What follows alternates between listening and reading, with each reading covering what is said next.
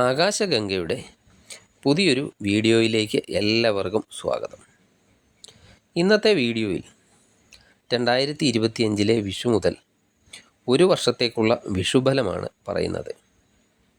2025 പല പ്രധാന ഗ്രഹങ്ങളും രാശി മാറുന്നുണ്ട്. ശനിയാണെങ്കിൽ ഇപ്പോൾ രാശി മാറി. വരുന്ന മെയ് 14 വ്യാഴവും രാശി മാറും. അതിനുശേഷം രാഹുകേതുക്കളൊക്കെ രാശി മാറുന്നതാണ്. ഈ ഗ്രഹങ്ങളെല്ലാം തന്നെ ഓരോ ജാതകരെയും വിവിധ തരത്തിൽ സ്വാധീനിക്കുന്ന ഗ്രഹങ്ങളുമാണ്. ഈ ഗ്രഹങ്ങളുടെ മറ്റൊരു പ്രത്യേകത എന്താണെന്ന് വെച്ചാൽ ഇവ വളരെയധികം നാൾ ഒരു രാശിയിൽ നിന്നുകൊണ്ട് ഗുണദോഷ ഫലങ്ങൾ നൽകുന്നവയാണ് എന്നതാണ്. മറ്റ് ഗ്രഹങ്ങളൊക്കെ ഒരു മാസത്തോളം മാത്രമേ ഒരു രാശിയിൽ നൽകൂ. അതിനാൽ ഈ കൂടുതൽ സമയം നിൽക്കുന്ന ഗ്രഹങ്ങളുടെ രാശിമാറ്റം ഫലപ്രവചന വിഷയത്തിൽ വളരെയധികം പ്രാധാന്യം അർഹിക്കുന്നതാണ്. കാർത്തിക നക്ഷത്രത്തിനെ സംബന്ധിച്ചിടത്തോളം കാർത്തിക നക്ഷത്രം 2 രാശിയിലായിട്ട് വരുന്ന നക്ഷത്രമാണ്. കാർത്തിക നക്ഷത്രത്തിൻ്റെ ആദ്യത്തെ കാൽഭാഗം മേടക്കൂറിലും ബാക്കി വരുന്ന മുക്കാൽ ഭാഗം ഇടവക്കൂറിലുമാണ്. കാർത്തികയുടെ ആദ്യത്തെ കാൽഭാഗത്തിന് കണ്ടകശനിയുടെ ആരംഭം കുറിച്ചു കഴിഞ്ഞു. അവരുടെ 12ാം ഭാവത്തിലേക്ക് ശനി രാശി മാറി വന്നു. ബാക്കി മുക്കാൽ ഭാഗത്തിന് ശനി ഇപ്പോൾ 11ാം ഭാവത്തിലും വ്യാഴമാണെങ്കിൽ മെയ് 14 2ലേക്കും രാശി മാറും. അത് അവരെ സംബന്ധിച്ചിടത്തോളം അവർക്ക് വളരെയധികം ഗുണപ്രദമാകുന്നതാണ്. ഇനി വിഷു സംക്രമണം അനുസരിച്ച് കാർത്തിക നക്ഷത്രത്തിന് എന്തൊക്കെ ഗുണദോഷ ഫലങ്ങളാണ് ഉണ്ടാകുന്നത് എന്ന് നോക്കാം. മധ്യ ഷഡ്കത്തിൽ വരുന്ന നക്ഷത്രമാണ് കാർത്തിക നക്ഷത്രം. അതിനാൽ ഗുണപ്രദമാണ് വിഷു സംക്രമണം. ദേവത ബ്രഹ്മാവാണ്. ബ്രഹ്മാവ് ദേവത വന്നാൽ ഗുണദോഷപ്രദമാണെന്നും പറയണം. വിഷുഫലം അനുസരിച്ച് കാർത്തിക നക്ഷത്രത്തിന് ജോലിസ്ഥലത്തും സമൂഹത്തിലും അതുപോലെ അവർ ഇടപെടുന്ന സ്ഥലങ്ങൾ എവിടാണോ അവിടെയൊക്കെ അംഗീകാരങ്ങൾ ലഭിക്കുന്നതാണ്. അതുപോലെ അവിടുത്തെ ആളുകളിൽ നിന്നൊക്കെ സ്നേഹവും ബഹുമാനവും എല്ലാം ലഭിക്കുന്നതുമാണ്. സമൂഹത്തിലൊക്കെ ഒരു പ്രത്യേക അംഗീകാരം തന്നെ ഒക്കെ ലഭിക്കുന്നതാണ്. അതുപോലെ മത്സരങ്ങളിലോ എക്സാമിലോ ഒക്കെ പങ്കെടുക്കുന്നവരാണെങ്കിൽ സമ്മാനമോ പ്രശംസയോ ഒക്കെ ലഭിക്കുന്നതുമാണ്. അതുപോലെ വിശേഷപ്പെട്ട വസ്ത്രം, ആഭരണം ഇവയുടെയൊക്കെ ലാഭമുണ്ടാകാനും സാധ്യതയുണ്ട്.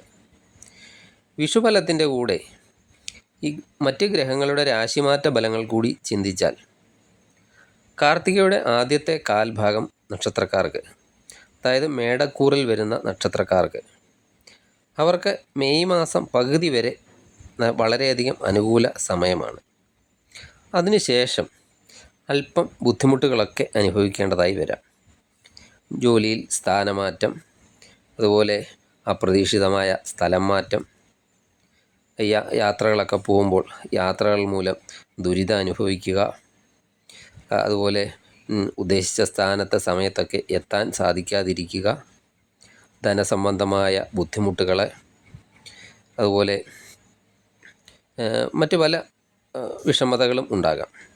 പക്ഷേ ഈ വിഷുഫലം ഗുണപ്രദമായതുകൊണ്ട് ദോഷഫലങ്ങൾക്ക് ഈ ഒരു വർഷക്കാലം നിങ്ങൾക്ക് കുറവ് അനുഭവപ്പെടുന്നതാണ്. ഇടവക്കൂറിൽ ജനിച്ച കാർത്തിക നക്ഷത്രക്കാർക്ക് തൊഴിൽ സംബന്ധമായിട്ട് പുരോഗതി ഉണ്ടാകും.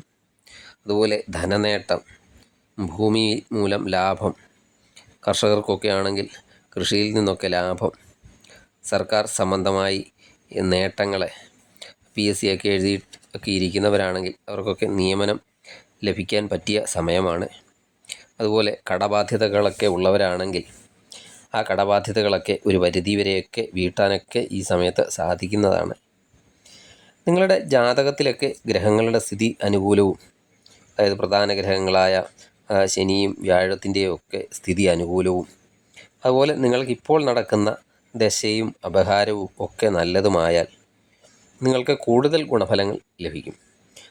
അതുപോലെ ഈ കാർത്തിക നക്ഷത്രത്തിൻ്റെ അവസാന മുക്കാൽ ഭാഗക്കാർക്ക് വിഷുഫലവും ഗുണകരമാണ്. അതുപോലെ ഈ ഗ്രഹങ്ങളുടെ രാശിമാറ്റ ഫലവും ഗുണകരമായാൽ അവർക്കായിരിക്കും കൂടുതൽ നേട്ടങ്ങൾ ഉണ്ടാകുക.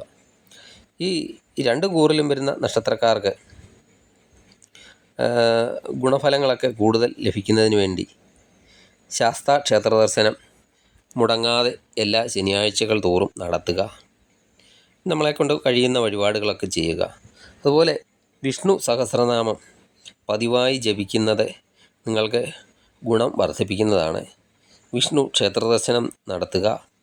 അതുപോലെ മേടക്കൂറിൽ വരുന്ന കാർത്തിക നക്ഷത്രക്കാർ സുബ്രഹ്മണ്യ സ്വാമി ക്ഷേത്ര ദർശനവും, ഇടവക്കൂറിൽ വരുന്ന കാർത്തിക നക്ഷത്രക്കാർ മഹാലക്ഷ്മി ദേവിയുടെ ക്ഷേത്ര ദർശനവും നടത്തുന്നത് ഗുണകരമാണ്. നിങ്ങൾക്ക് ഈ വീഡിയോ ഇഷ്ടമായാൽ ലൈക്ക് ചെയ്യുക. സബ്സ്ക്രൈബ് ചെയ്യാതെ വീഡിയോ കാണുന്നവരാണെങ്കിൽ ദയവായി സബ്സ്ക്രൈബ് ചെയ്ത് കാണുക. മറ്റൊരു വീഡിയോയുമായി വീണ്ടും കാണാം. നന്ദി, നമസ്കാരം.